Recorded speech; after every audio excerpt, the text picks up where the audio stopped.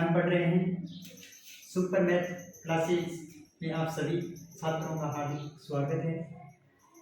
हमने पिछले वीडियो में ये देखा था कि हमारी जो त्रिकोणमिति की जो प्रश्नावली है 8.1 वो कंप्लीट हो चुकी है। अब हमें 8.2 करेंगे।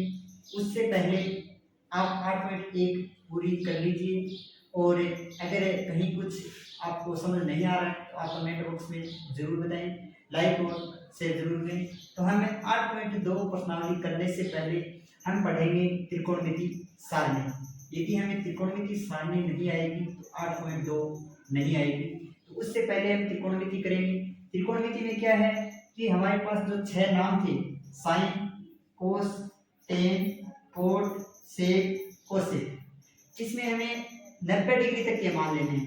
0 डिग्री, 30 डिग्री, 45 डिग्री, 60 डिग्री और 90 डिग्री। हमें मान रटना नहीं है, रटा हुआ मान याद नहीं रहेगा किसी को भी। जैसे देखो हमारे पास एक 0 से लेके 1 तक के टुकड़े करते हैं 5।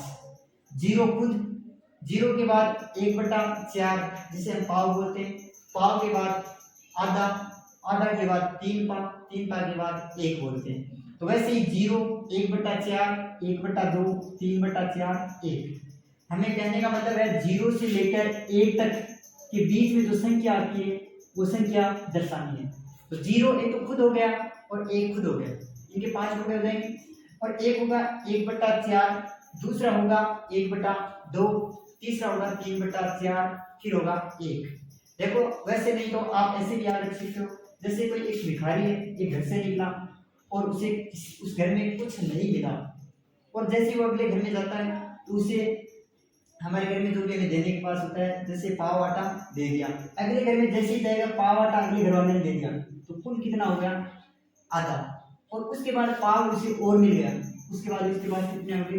3 पाव। और उसके बाद पाव किसी और ने अगले ने दिया तो कितना हो गया? 1। तो कहने का मतलब 1 के 5 टुकड़े होंगे और 1 के 5 कौन से टुकड़े होंगे? तो अब इनका जो 5, 0, 1/4, 1/2, 3/4, 1, इन सभी का हम क्या कर देते हैं? रूट। इन सभी का हम क्या कर देते हैं? रूट। हमारी सारणी इन्हीं 5 पर निर्धारित रहेगी। यदि ये 5 टुकड़े करने आ गए तो पूरी आपकी प्रश्नावली कंप्लीट हो जाएगी। देखो 0 का रूट हमेशा ही कितना होता है? 0। अगला देखो 1 का रूट हमेशा ही कितना होता है? 1। 4 का रूट हमेशा कितना होता है? 2। यानी इसका क्या होगा? 1/2। अब देखो 1 का रूट 1, रूट 2 का रूट 2 ही लिखना है। अब देखो रूट 3 का नहीं होगा तो रूट 3 बटा 4 का रूट 2, उसके बाद 1 का रूट 1। अब देखो साइन में यदि हम ये मान कर लेते हैं तो जैसे ही हमें कोस का तो मान लिखना है तो कोस के मान में हमें क्या करना होगा? ये जो सारणी है जैसे इधर से उल्टे रखना है। साइन जो 90 का मान था वो मान कहाँ जाएगा? साइन कोस 0 पर। और साइन 60 का जो मान था वो कहाँ पर आ जाएगा? कोस 30 पर। और कोस साइन 45 का मान कहाँ जाएगा? कोस 45 पर। साइन 30 का मान कहाँ जाएगा? कोस 60 पर। और साइन 0 का मान कहाँ जाएगा? कोस 90 पर आ जाएगा। तो पहली एक लाइन से हमारी 2 काम कंप्लीट हो जाएंगे। कौन कौन से? साइन का मान और एक कोस का मान। 2 मान हमारे पास कंप्लीट हो गए। अब देखो हमारे पास टेन, कोट, सेक, कोसेक 4 बच गए। मैंने कहा कि इसी एक पर 0 से 1 के बीच में हमें पूरी सारणी कंप्लीट करनी है, रटना किसी को भी नहीं है, आराम से समझना।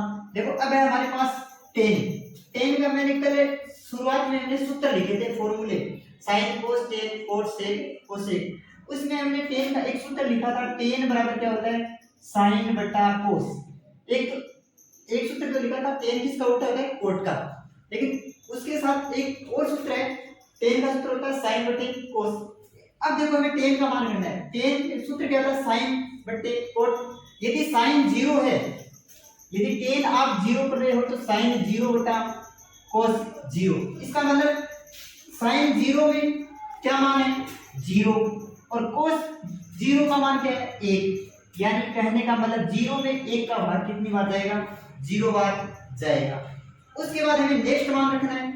तो 10 का मान अगला मान 30 डिग्री का है तो यहाँ पर क्या होगा? यहाँ पर हो जाएगा साइन 30 और बटा कोस 30। अब देखो साइन 30 कितना है हमारा? साइन 30 है हमारा 1/2 अपॉन कोस 30 क्या है? रूट 3/2। हमारे पास कितनी संख्या होगी बट्टे में? 4 संख्या। यदि हमारे पास बट्टे में 4 संख्या होती है 1 2 3 4, तो हमें क्या करना है? पहली चौथी दूसरी तीसरी करने, 2 से 2 कैंसिल, तो क्या बचा हमारे पास? 1/√3। अब 1/√3 कहाँ हटेगी? 30 की जगह tan 30 में। क्यों? क्योंकि ये sin 30 का ही मान ले रहे हैं तो tan 30 का ही मान आएगा। अगला मान क्या होगा? 45 का। तो 45 का मान रखते हैं तो यहाँ पर क्या होगा? sin 45 upon cos 45। अब देखो sin 45 का मान, sin 45 का मान क्या है? 1/√2, 1/√2 बट्टे cos 45 का मान 1/√2। वापिस हमारे पास कितनी संख्याएं होगी? वापिस हमारे पास 4 संख्याएं होगी। देखो पहली चौथी, पहली 1 चौथी √2, दूसरी √2 गुणा तीसरी 1, √2 से √2 कैंसिल, तो बचा क्या हमारे पास? 1/1, यानी 1 में 1 का भाग 1 ही बढ़ जाएगा। तो cos 45 tan 45 का मान कितना है? 1। अब हमारा अगला क्या होगा? tan 60। तो हमारे पास क्या होगा? sin 60 upon cos 60। तो देखो sin 60 का मान, sin 60 का मान हमारे पास क्या है? sin 60 का मान हमारे पास है √3/2। cos 60 का मान हमारे पास क्या है? 1/2। वापिस हमारे पास कितनी संख्याएं होगी? 1 2 3 4। तो 4 को क्या करवाएंगे?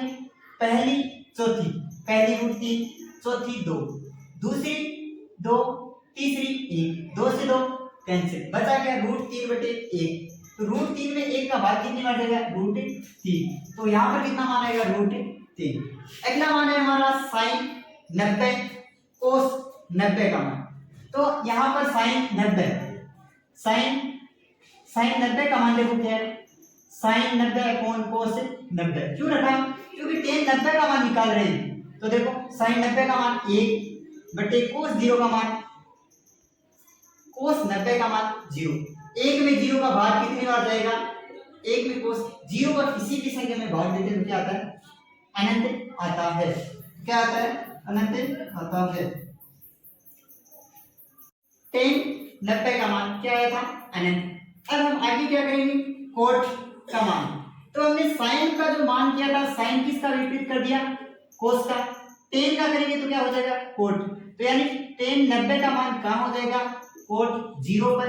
tan 60 का मान कहाँ पर हो जाएगा? cot 30 पर। और tan 45 का मान cot 45, tan 30 का मान cot 60 का मान, और tan 0 का मान cot 90 का मान। तो अब आगे हमारे पास क्या है? अब आगे हमारे पास ये होगा कि अब आगे की जो मान है, अब हम निकालेंगे किसका? सेक का। मैंने पहले भी आपको बताया था सेक किसका विपरीत होता है? सेक देखो, सेक का सूत्र मैंने दिखाया था, सेक का बताया था, सेक किसका होगा? उल्टा कोस का। सेक किसका उल्टा होगा? कोस का। यानी हमारे पास जो कोस है, कोस का उल्टा होने का मतलब हमारे पास 1 है पहले से, तो कोस कहाँ है? 0। 1/1। तो यहाँ पर क्या आ जाएगा? 1 में 1 का भाग 1 बार। अगला जो मान होगा 1 तो पहले से ही है, बट्टे कोस 30 का मान रख रहे हैं, सेक 30 का, तो कोस 30 ही काम में लेंगे। तो इसका क्या होगा? कोस 30 का मान √3/2, यानी इसका विपरीत हो जाएगा, यानी 2 ये ऊपर चला जाएगा, √3 कहाँ आ जाएगा? नीचे आ जाएगा। तो इसका मान क्या हो जाएगा? 2/√3। अगला हमारा मान क्या होगा कि एक कोस का उल्टा करना है। कोस का मान देखो हमारे पास है 1/√2, यानी ये संख्या ऊपर चली जाएगी, ये नीचे आ जाएगी। तो ऊपर क्या गया? √2, नीचे क्या है? 1, यानी 1 में किसी भी संख्या का यदि भाग देंगे तो वही संख्या प्राप्त होगी। अगला हमारे पास मान क्या है? 1/2। कोस का उल्टा, इसका उल्टा कर देते हैं तो 2 ऊपर 1 नीचे, तो यहाँ पर जाएगा 2 में 1 का भाग 2 बार। अब हमारे पास क्या है? कोस 1 तो हमारे पास है, और कोस क्या है? 0। अब क्या जाएगा? 1 में 0 का भाग कितनी बार जाएगा? अनंत बार। तो यहाँ पर क्या आ गया? अनंत। अब देखो साइन में हमने क्या किया था? साइन का मान रखने के बाद इसी लाइन से हमने क्या निकाल लिया? कोस का मान निकाल लिया, और फिर इनका tan का सूत्र था sin/cos, तो वहां से क्या निकाल लिया? tan का मान, और टेन के मान कोट का क्या होता है, टेन का 90 से उल्टा कर दिया। और फिर हमने सेक किसका उल्टा होता है, कोस का।